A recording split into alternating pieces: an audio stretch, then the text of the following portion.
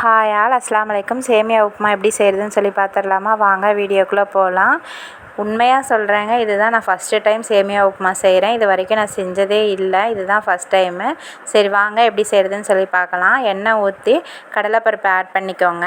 அது நல்லா கொஞ்சம் வறுத்து வரும்போது கருவேப்பிலை, பச்சை மிளகாய் ஆட் பண்ணி அதையும் நல்லா வதங்க விட்டுருங்க. நெக்ஸ்ட்டு பெரிய வெங்காயம் ஆட் பண்ணிக்கோங்க. பெரிய வெங்காயம் நல்லா வதங்குறதுக்கு உப்பு ஆட் பண்ணிக்கோங்க. நான் உப்பு ஆட் பண்ணும்போது வீடியோ எடுக்க மறந்துட்டேன், ஆட் பண்ணிக்கோங்க.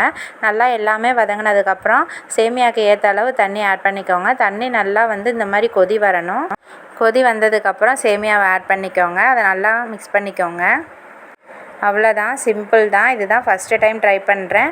சேமியா உப்புமாவுக்கு தேங்காய் சட்னி வச்சு சாப்பிட்டா சூப்பராக இருக்குன்னு சொல்லி நானும் வீடியோவில் பார்த்தேன், அதுதான் செஞ்சு பார்த்தேன். நல்லா காரசாரமாக தேங்காய் சட்னியும் ரெடி பண்ணியாச்சு. ரெண்டும் வச்சு சாப்பிட்டு பார்த்தா உண்மையாலுமே அவ்வளோ டேஸ்ட்டாக இருந்துச்சு. ட்ரை பண்ணாதவங்க ட்ரை பண்ணி பாருங்கள். இந்த வீடியோ பிடிச்சிருந்தா மறக்காமல் சப்ஸ்கிரைப் பண்ணுங்கள்.